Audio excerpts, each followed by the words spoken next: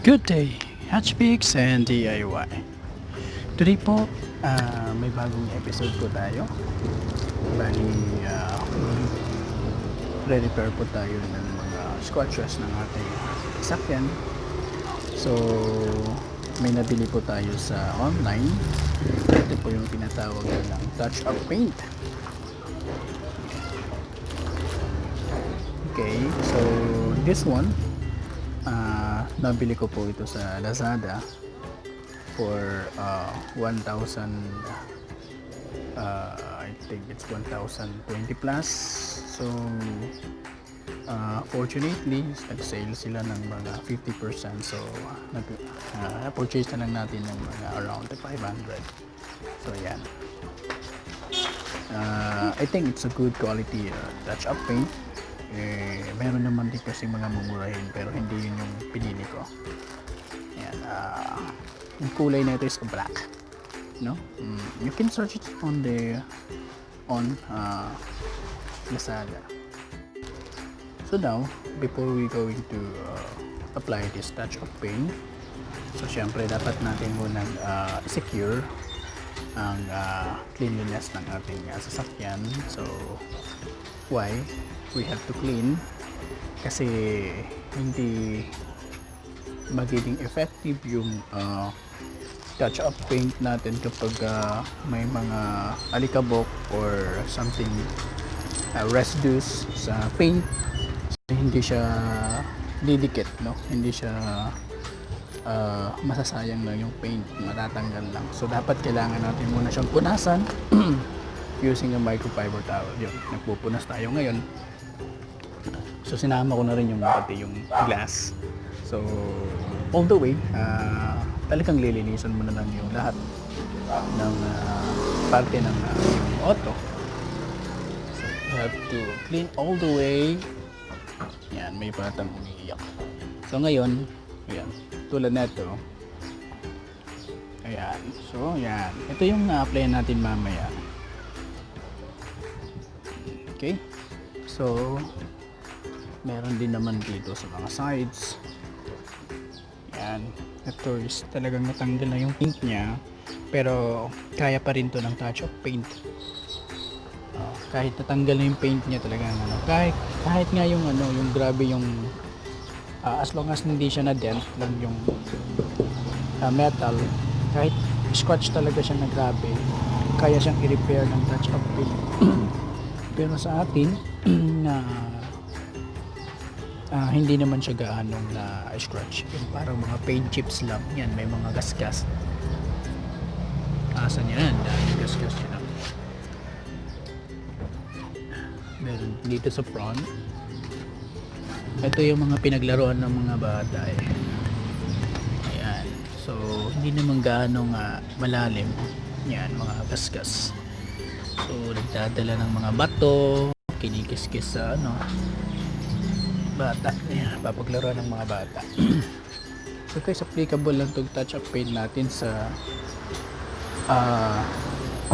body ng sasakyan. Hindi pwede sa mga tawag nito sa lens ng inyong auto.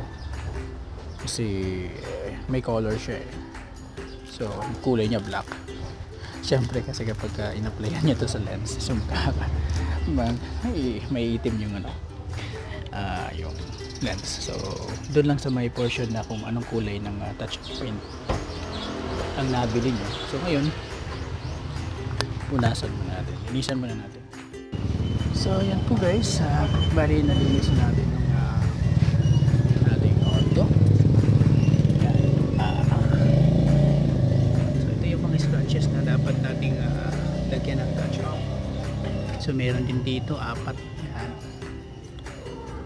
Meron din dito. Yan. So meron talaga. Punasan natin maigi para so pinasa ko itong microfiber towel para makita natin yung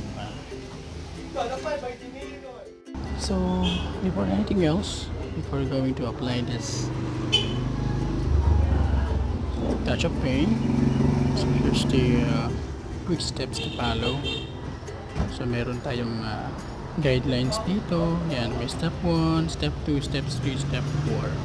So, ito yung dapat nating i-follow. So, first, step 1, nakalagay dito is, so, step 1, shake well the pen, observe two applications. So, paint brush, and paint nozzle tip. So, practice strokes on the piece with metal acrylic. Kasi, para siyang Q-tex yan na. Yan. So, para ka lang nagko-Q-tex. Yan. So, galing na dito. Naka one hand technique tayo eh. So, yan. Para na itong nagko-Q-tex ka ng kuko. Okay. Yan. Ito yung scratch niya. So, yan. Konti lang. Huwag masyadong marami. Okay. So, dapat malinis yung pagkaka-brush natin.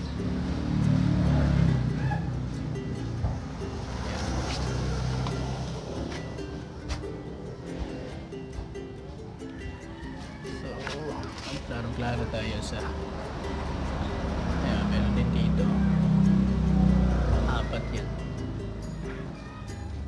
Ito rin. So para ka lang nag-a-apply ng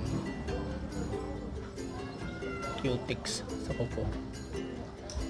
Okay. Yan. So hintayin mo hanggang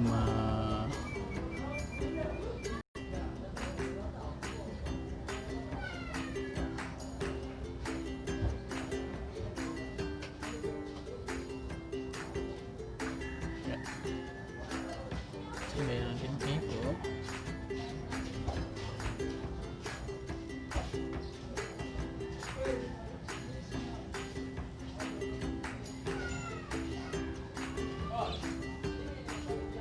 Yan. Ito meron din dito. Yan.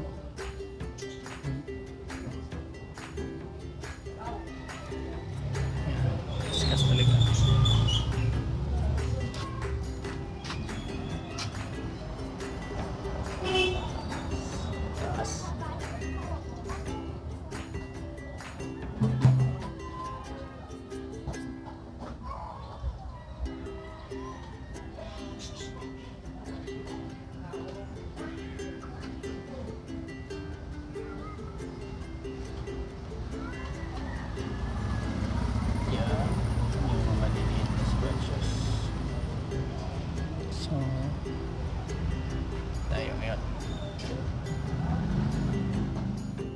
So ngayon, ito naman yung play natin. May malaki siyang gasgas dito. Hindi klaro sa camera. Ayan. Ayan. Pinaklaroan ito ng bata eh. Dito tayo.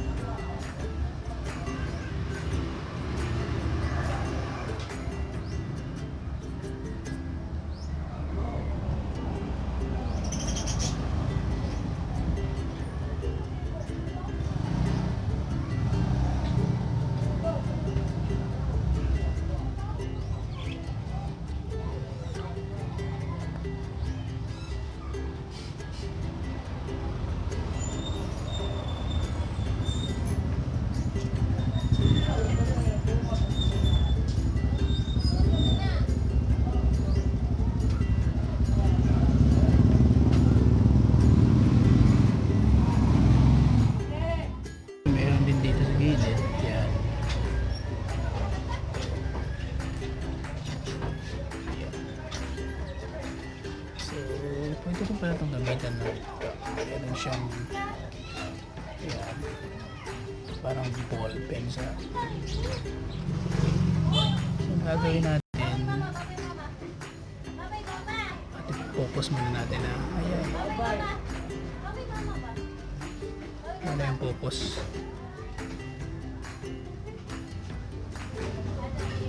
Yan. So, yan.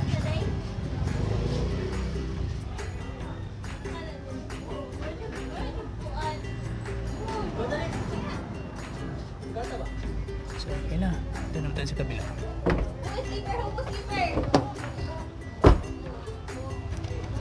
Yun.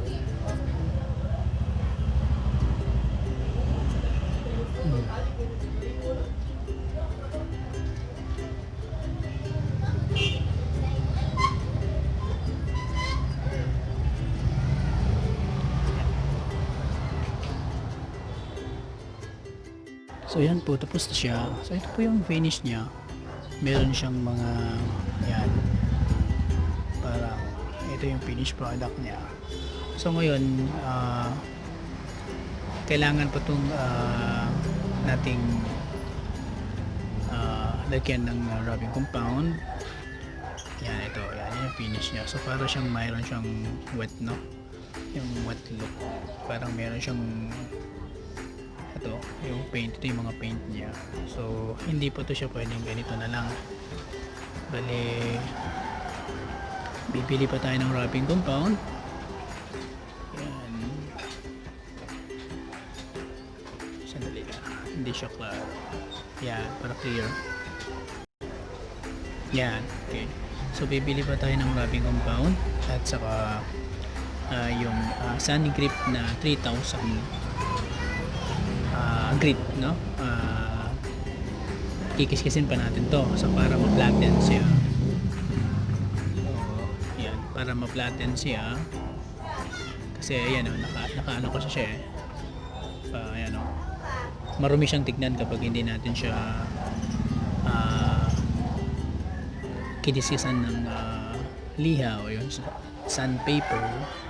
So ayan, so bibili tayo ng 3,000 na grit sandpaper, lilihain natin yan. So of course pag niliha natin yan, magkaka-scratch yan, parang magkaka-scratch tong surface ng paint. So kaya tayo bibili ng rubbing compound. So applyan natin siya ng rubbing compound at ibabuff natin. Yan yung procedure nito, kasi hindi naman pwede na pagkatapos natin siyang i-touch up paint, okay na. So hindi, kasi yan may matitira talaga siyang mga yan, parang nakausli yung paint niya. So marumi siyang tignan. Pero kung nasa malayo ka, hindi mo siya mare-recognize talaga. Pero pag nilapitan mo, yan parang natuluan ng pintura. So, kailangan natin siyang sandpaper na 3,000 grit lang, diretso na. Parang paninipisin lang natin yan. Tapos na-apply natin lang siya ng rubbing compound o any waxing chemical. So sa akin kasi rubbing compound maganda na yun. Tapos ibabuff. So kung wala kayong buffing machine sa inyo, pwede na kahit yung yan, tawag na ito, microfiber towel. Tapos yun, parang gaganon. Pupunas-punasin mo lang yun. Although nakakapagod siya, pero same effect lang naman. Kasi yung buffing, pinupunas siya lang yun Mas madali lang yung buffing matapos kasi mabilis siyang pumunas. So kung wala kayong buffing machine, pwede na rin yung microfiber towel. Yan. So ito yung gagawin natin on our next video. So this video is a part 1. So abangan nyo na lang po yung next video natin para dito. So sa hindi pa po nakakapag-subscribe, sana po makapag-subscribe kayo at abangan nyo po yung next video ko nito. Thank you for watching. Have a nice day.